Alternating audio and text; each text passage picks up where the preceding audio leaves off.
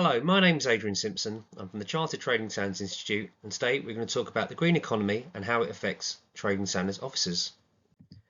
So my background is in trading standards. I've been a trading standards frontline officer. I've also been a consumer advisor, and later on in my career, I managed trading standard services. Since about 2015, I've been working in the private sector on areas such as business advice, such as Business Companion, consumer codes, and also worked at some Chartered Trading Standards Institute approved codes of practice. I currently work at a trade association, but I'm here today in my independent capacity to talk to you all about this really interesting subject. So first of all, let's explore what the green economy actually is. So a green economy is defined as a low carbon, resource efficient and socially inclusive economy. In a green economy, growth and employment and income are driven by public and private investment into such economic activities, infrastructure and assets that allow reduced carbon emissions and pollution. They enhance energy and resource efficiency and prevent the loss of biodiversity and ecosystem services. So there's quite a long definition there from the United Nations. The International Chamber of Commerce has another version of it, which is an economy in which economic growth and environmental responsibility work together in a mutually reinforcing fashion while supporting progress on social development. And one I quite like, which is short and sweet and to the point, is balancing economic prosperity with ecological well-being. So short and sweet, tells you what it's about. So we're trading standards officers. What role does trading standards play in the green economy? Well, first of all, consumers need to be informed, empowered and safeguarding for the green economy to be successful. And it's not just me who's saying that. It's also Office of Product Safety and Standards who are involved in this as well. And enforcement of consumer protection legislation and energy performance standards is largely down to trading standards, but also with OPSS as well. So as I said, OPSS are behind us, and the government believes in the importance of regulation that works for citizens, for the economy and for the environment. Bad regulation is just a cost.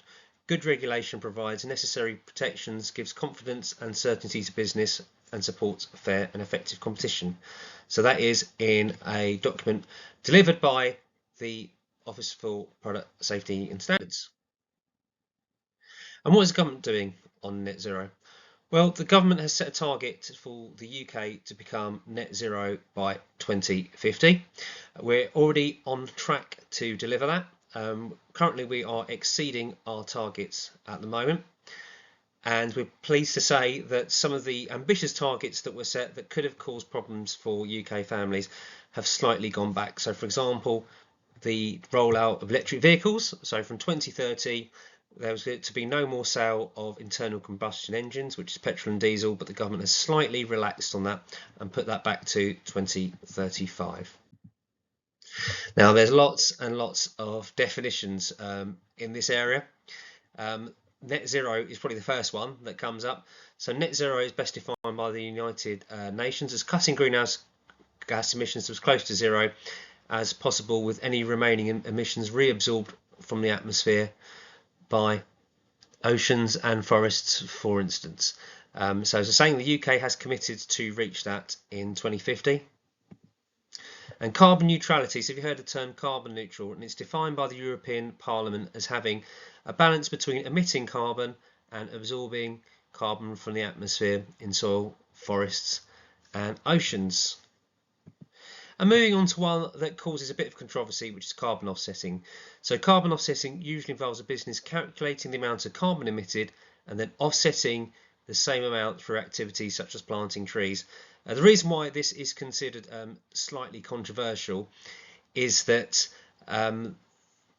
big businesses that pollute a lot have been seen to, or at least perceived to, be able to carry on emitting a lot of carbon but getting away with it because they're planting trees somewhere else. That's just a perception, not necessarily my opinion, but that's something that comes up quite a lot when carbon offsetting is mentioned. And then you've got a carbon footprint, which refers to the total amount of greenhouse gases, including carbon dioxide and methane, that are generated by business. So there's lots of ways you can calculate that. There are many organisations that will certainly help big businesses calculate their carbon footprint. And you've got eco-design, which we'll cover later, which are products that are designed or redesigned to avoid harm in the environment and to enable them to be repaired easily in certain cases. And good old sustainability, which is meeting the needs of the present, but also looking ahead to future generations so that they can meet their own needs. So that's generally what sustainability means. So what is an environmental claim? Business Companion defines it as a claim that can be made about a product or service, but they can also cover processes that relate to the product or service, a brand, or the business as a whole. So if we are a green delivery company, it needs to look at the business as a whole. They may relate to specific environmental impacts such as carbon neutral or organic, or be more general such as eco-friendly or sustainable. They may be explicit or implied, appear in advertising, other marketing material on the packaging or other information supplied to the consumer. So they can be anywhere and everywhere. And green products themselves. A green product is a product that has been designed to have a minimal impact on the environment, and this can include products that are made from recycled materials, products that are designed to be reused or recycled, or products that are made from renewable resources. So consumers really have taken up the green economy. So in 2021, the sales revenue of so-called green home products in the UK was roughly £9.6 billion, which was slightly flat compared to the year before. I think that's due to things like cost of living crisis, for example. But even despite high inflation, sustainably marketed products took more market share in 2022 and now comprise of 17.3% of purchases worldwide, compared to conventionally marketed products. So that's almost 1 in 5 products is a sustainable product, which is great, and that number is going up all the time. There's no signs of this going away anytime soon. So consumers themselves have certain views on it, but it's not just consumers, it's also investors and employees who are calling for a greater role in accelerating transition to a more sustainable business practices. So it's consumers, it's businesses themselves, it's investors. Everyone is pushing businesses to at least think green and act greener. So in the past 12 months, there's certainly been an increase in the proportion of consumers that have said that they are adopting a more sustainable lifestyle. Despite the cost of living crisis, green products are still selling, but it is substantially impacting the amount of green products that consumers are buying. Consumers are turning to more sort of circular economy products, so online marketplaces that sell peer-to-peer are really doing well. Consumers are spending less on energy consumption, so whether that's fuel for the car, that's also for example energy bills, they're trying to keep those low down. They're also skimping on car repairs and quite happy though to pay for longer lasting products as well. Consumers are also really conscious around packaging as well, so they look to see if their products packaging is sustainable and recyclable and reusable as well. So it's not just the products themselves, also the packaging. And consumers are willing to always pay a bit more for sustainability, and they believe, well, a third of consumers believe that their trust in brands would be improved if they were recognised as ethical or sustainable by a third party. We will cover third party brand assessment later. And a similar proportion, which is 32%, claim that their trust in brands would be improved if the brand had a transparent, accountable and socially environmental responsible supply chain.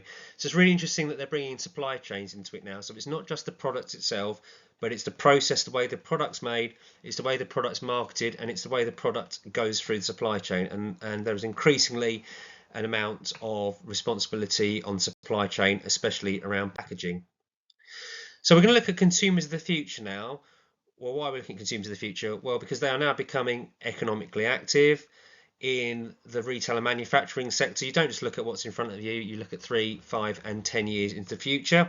So you look at what your consumers are buying now, but also what they're going to be buying in 2, 3 years, 5 years and 10 years as well, because that helps shape your business plan and helps keep you relevant and keep you providing products that consumers need and love.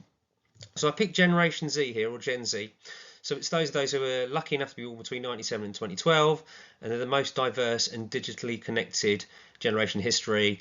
And they're growing up in a world of climate change, pollution, and plastic waste, and they're acutely aware of the impact that humans have in the environment. So very socially driven individuals. They quite often get behind causes and campaigns and want to do something about the environment. So Gen Z themselves have a strong commitment to sustainability, with 82% expressing concerns about the state of the planet. And 87% of Gen Z consumers believe that companies themselves have a responsibility to address environmental and social issues. So that's really interesting that almost 9 out of 10 younger consumers actually put the responsibility onto the companies themselves. So not just society as a whole, not just consumers, but actually companies or businesses. And according to the 2020 study, 80% of Gen Zs are willing to pay more for sustainable or environmentally friendly products, and 73% are willing to pay more for ethically sourced products. So the first time this word ethically has come up. So ethically slightly differs obviously from sustainable. So ethically is more whether the people in the supply chain are being treated well, so whether workers are receiving fair pay, whether the products, the components of the product, the raw materials are sustainably collected, whether they're anything related to war zones, for example. So it's not just about the product itself being green; it's also the whole supply chain is being looked at now. And Gen Z prioritises sustainability over brands. So it's not just what the badge means, but it's also what's behind the badge of that particular product. So looking at social views of green products on society as a whole, so consumers often have negative associations of sustainable product options, viewing them as being of lower quality, less aesthetically pleasing, and more expensive. This commonly comes up in areas such as cleaning products, as we'll cover in the next example. So consumers think that products that clean should just do the job of cleaning, hard, fast, and quicker than anyone else, and are willing to pay more for that rather than what's the most ethical and the most sustainable product. So, for example, car cleaning, they're less likely to choose sustainable options when it comes to things like car cleaning, but you can apply it to any sort of form of cleaning. Doesn't mean that that sustainable products in the area don't sell. It's just that consumers' first choice tends to be ones that do the job better. There's an example here of a service where asking hotel guests to signal that they agreed to reuse towels by hanging a card on their door increased towel reuse by 20%, and in a similar study, asking hotel guests to wear a pin symbolising their commitment to participating in an energy conservation program increased towel reuse by 40%, which is pretty high. So good example there of a bit of social engineering there in action. So let's move on to slightly more technical areas now.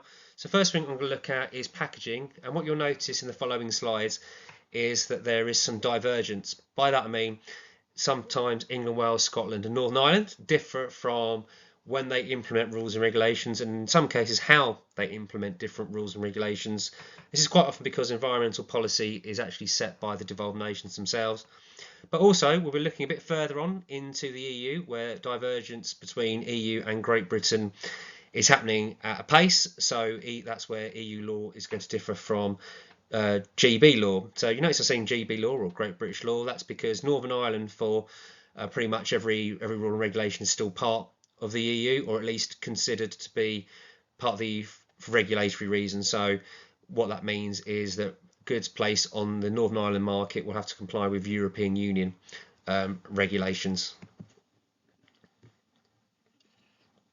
So let's tackle packaging first. So on the 28th of February 2023, the packaging waste data reporting regulations came into effect in all nations. So packaging producers are obligated to follow rules which help them reduce the amount of packaging produced in the first place, and it also about reducing how much packaging and waste goes to landfill. And the regulations require producers of packaging to collect and report data on the amount and type of packaging that they place on the market.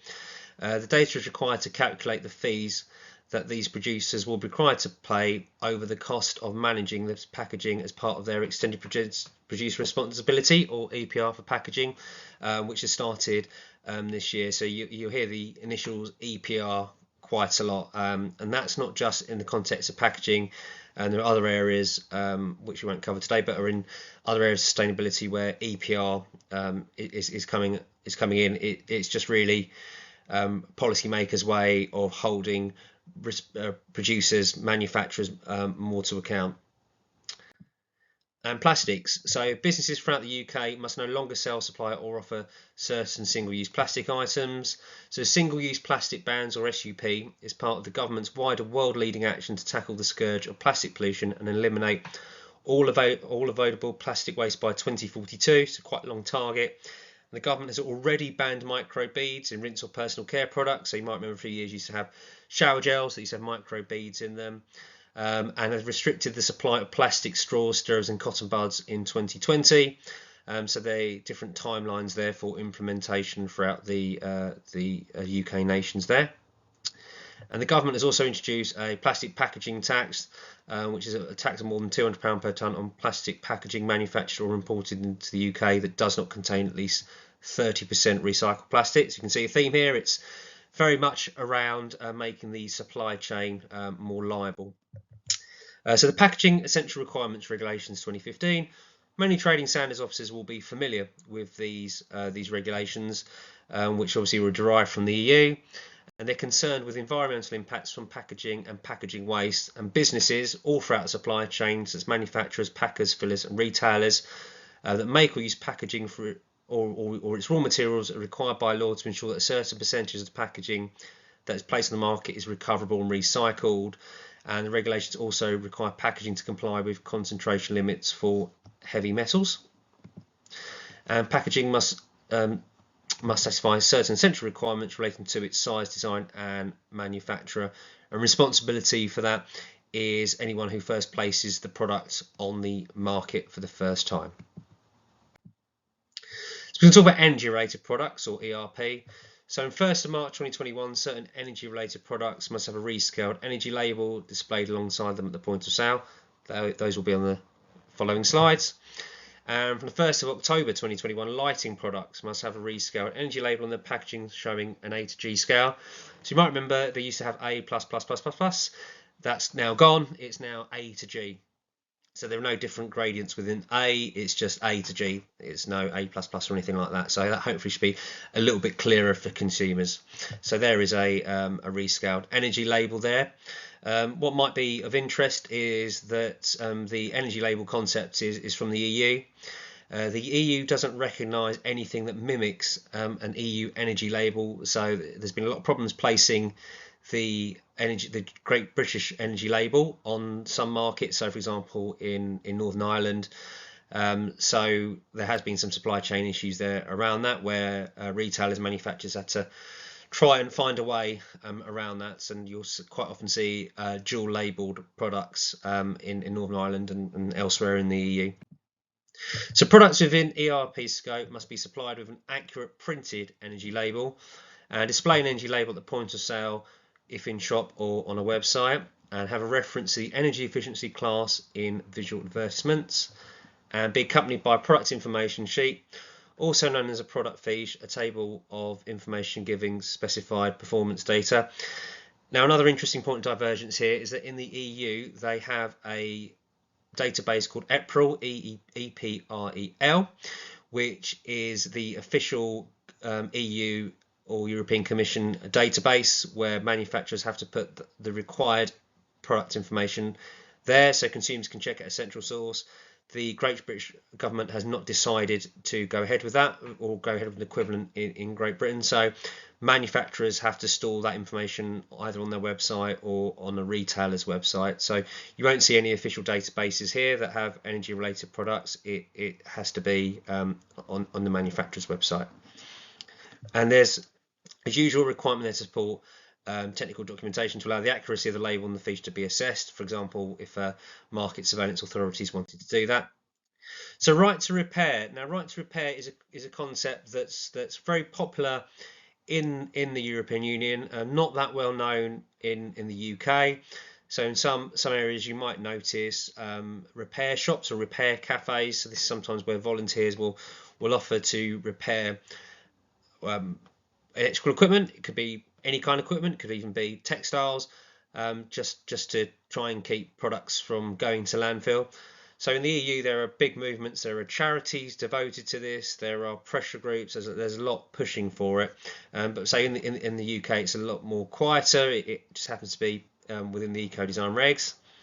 So in Great Britain, in July 2021, those eco-design regulations that we spoke about before applies manufacturers of certain white goods and electrical products, which will be covered in the next slide, to provide repair information and spare parts to professional repairers, which is known as the right to repair. And the idea of this is to stop goods from going to landfill and extend the lifespan of products.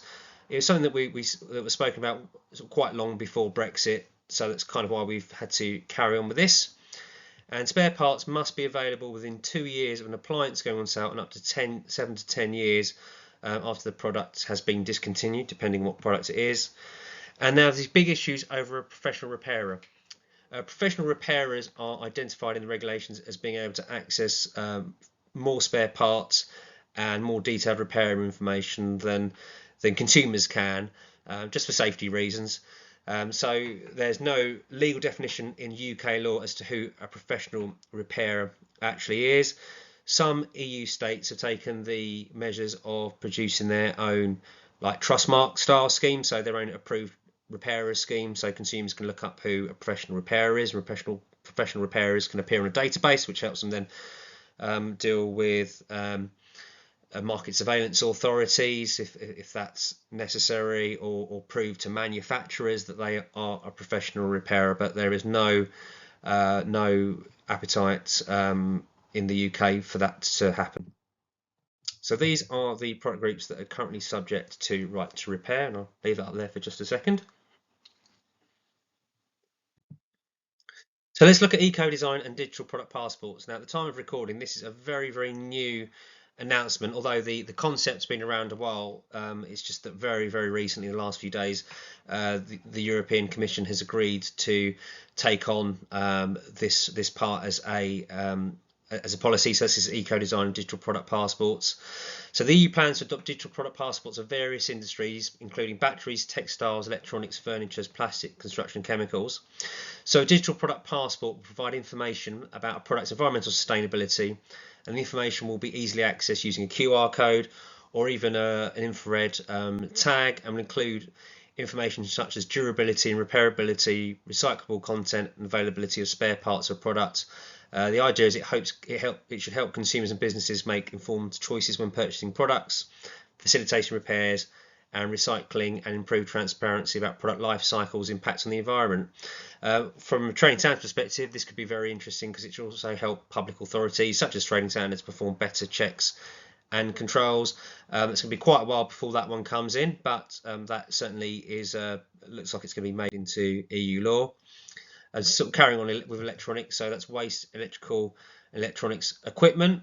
So there has been a recent UK consultation on WEEE that was looking at whether internet sellers and retailers should provide a free of charge collection on delivery service, requiring free take back of large domestic appliances such as washing machines, dishwashers, fridges, freezers and TVs. So this could have been a bit problematic for smaller retailers who just sell maybe vapes, for example, as an electronic equipment, which does obviously come under WEEE. It might mean that they might be in a position where they would still have to accept things like fridge freezers, which could be very problematic for a small retailer. So there's potentially going to be some exemptions and some discussion to be had around that, and retailers might not be able to charge anymore depending on their size as well. So that consultation closed in December 2023, and DEFRA are currently analysing feedback for that, so we should get some feedback perhaps a bit later in 2024. Okay, here's some terms that come up every now and again that sort of preceded by the word green. So there's a number of words here, a number of phrases. So green crowding is where a company hides within a group or crowd using the collective efforts of others to avoid scrutiny or responsibility for their unsustainable practices. So this might be where a company that has something to hide might join a consortium, it could join a trade body, it could join a pressure group or someone else to kind of say, hey, look, you know, we've got nothing wrong with us. We're a member of this organisation that's looking to make the environment better. So how can we be bad? And you've got green lighting, so this is where companies emphasise a small environmentally friendly aspect to their operations or products through communications and advertising to divert attention from other less eco-friendly practices or activities. Like, look over here, we've done this great little bit of environmental work, but just ignore all that other stuff that we've done. So green shifting is quite an unusual practice. It's not one that I've particularly heard of being used very much, which is where companies try and shift the blame for environmental issues onto consumers rather than taking responsibility for their unsustainable actions. So they might be saying, well, consumers aren't recycling this product, they're not disposing of it properly because it's a fast-moving product, or they're not aware that it needs to be recycled or something like that. So green labelling is referring to the misleading use of terms such as green or sustainable in marketing, or labelling to make products or practices appear more environmentally responsible. So in the UK, we've been ahead of this for years with the Green Claims Code, which we'll talk about in a bit. And in the EU, they're going even further with actually amending some of their consumer protection regulations to formally bring about banned practices, but we will cover that in a bit. And we've got green rinsing. So some companies are continuously adjusting their environmental, social and government's targets, which give the appearance of progress without actually achieving any targets. So this is the classic moving the goalposts to appear more sustainable. And you've got green hushing, which is corporations underreporting sustainability efforts to avoid negative feedback from consumers, investors, and regulators as well. Again, none of these practices are other than perhaps green labelling, particularly highly prominent within the UK. The CMA, for example, is very active, specifically around looking at the Green Claims Code. There are 3 large clothing companies that have been picked up for breaching the Green Claims Code and signed undertakings with the CMA. But the CMA are also looking to areas such as fast-moving consumer goods, which your toiletries, your cleaning products, your toothbrushes, all these kind of things, to look where the Green Claims Code is being breached there. So we talked a lot about businesses doing things that are wrong, but how do businesses actually show that they're green? Well, there are a couple of ways, more than a couple of ways, a few ways that businesses can do that. In some cases, they're legally obliged to. So, for example, the eco-design, if they sell or manufacture or retail eco-design products, they have a legal obligation to sell products that obviously comply with the quite stringent eco-design products regulations. But they could join a consumer code if they are a business that's operating in areas such as renewable energy installations. So if they're selling solar panels or heat pumps, already pretty green products. Perhaps if they want to go a bit further than that, then the CTSI run Consumer Codes Approval Scheme is there. You've probably seen this on quite a lot of food packaging. So Certified B Corporation. So this is a third-party organisation that can look into your practices and whether they're ethical and sustainable. Other ones are available. Then you've got industry initiatives such as the British Retail Consortium's Climate Action Roadmap. So this is a commitment that signatories have given to looking to decarbonise or become net zero by 2030.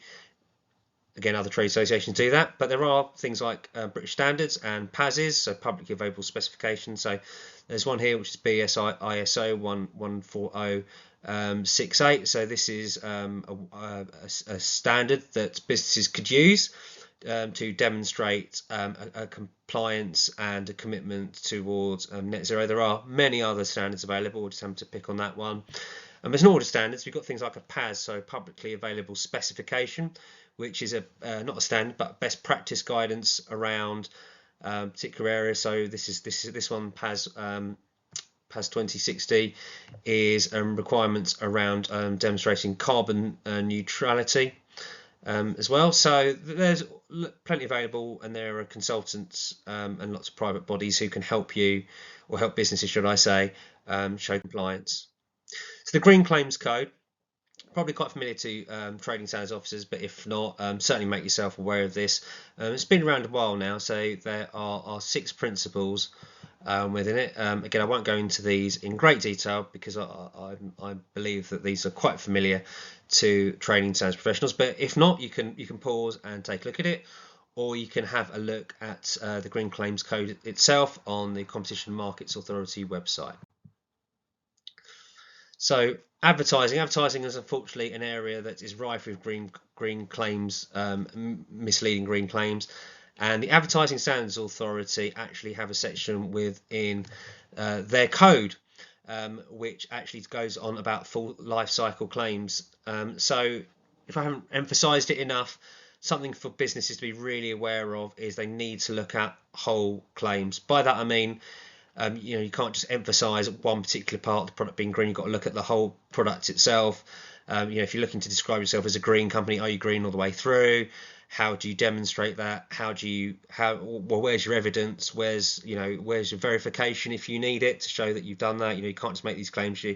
You have to back them up with robust evidence, ideally third party if possible, just to show that you are looking at these claims independently as well. So the actual Code of Advertising Practice itself does actually contain a specific point there on full life cycle claims. And if you're interested, there are many examples on the ASA website, which shows where all the adjudications that they've made. So you get an example of where they're looking at misleading green claims as well. So looking to the EU, I promised that we would look very much there. We look there because they really do shape a lot of the environmental policy. As I quite often will tell businesses, manufacturers do not manufacture for the UK, they manufacture for the EU. It just so happens that the UK follows a lot of rules and regulations, so we're sort of a side market to that, we're not the main market. So some things are happening in the EU. So we're looking at the Green Claims Directive, which will lay down new rules to prevent companies from making misleading claims about the environmental merits of the products and services, and it also empower consumers to make informed environmental choices. So rules around making product labelling clearer and more trustworthy by banning generic environmental claims such as environmentally friendly, natural, biodegradable, climate neutral, eco without proof. So these claims can still be made, but proof will be needed. And the use of sustainability logos will now be regulated. The EU feels that there's far too many of them. It's unclear what they are and what they stand for. So the EU will regulate the sustainability labels themselves. It's causing a lot of problems in the EU because certification schemes are obviously up in arms about that a little bit, and they just want to see continue without this sort of what could be a rather long, rather large, probably quite expensive, I imagine, bureaucratic process. But we remain to be seen how that happens and what sort of form that takes. And we're now looking also at another directive, which is EU Directive 2024/825, which was agreed on March, entered into force on March 26th, 2024, so quite a new one. So this one's called Empowering Consumers for the Green Transition, and it needs to be transposed into national law by the March 27th, 2026, and applied, so enforcement around September 2026. So there is quite a bit in that, so be covered later. So more specifically, the Claims Directive amends the provisions of the Unfair Commercial Practice Directive and the Consumer Rights Directives to introduce obligations to provide clear and relevant information concerning environmental or social claims around the circularity of products, and it will operate alongside the Green Claims Directive. So there's two directives there in tandem, and the ban practices within the EU here. So there's generic environmental claims that we've covered, commercial communications about a product that feature that limits the durability of information that is available on the feature and its effects and durability. And I'll just put these ones here as well. But one particular one that comes up quite a lot is prompting the consumer to replace consumables such as printer ink cartridges earlier than strictly necessary. And software updates is an interesting one, so that there will be a ban on forcing them onto consumers if it's just enhancement features. I'm not sure what the rules will be around security updates. I imagine they probably will need to be what will need to be done if it's a security update. And there they are there. So we're going to look a little bit further into one country that's really leading the way, I think, with a lot of these initiatives, which is France. So two concepts to talk about. First of all is the French Repairability Index. So this is not somewhere that's done in any other EU state. It's just in France, although maybe some others are doing it, but I picked up on the French one particularly. So the French Repairability Index is an initiative aimed at encouraging consumers to choose more repairable products and motivating manufacturers to improve the repairability of their electronic devices. So the way that companies do it is they have to actually fill in a spreadsheet that then throws out a score at the end of it, and it sort of looks at factors such as documentation, which is availability of repair manuals and guides, how easy it is to take apart the product to repair it, availability of spare parts, price of spare parts, and sometimes product specific aspects such as software aspects for smartphone, laptops and TV. And it should give this color coded scheme as well, color coded logos there, so consumers can easily look at how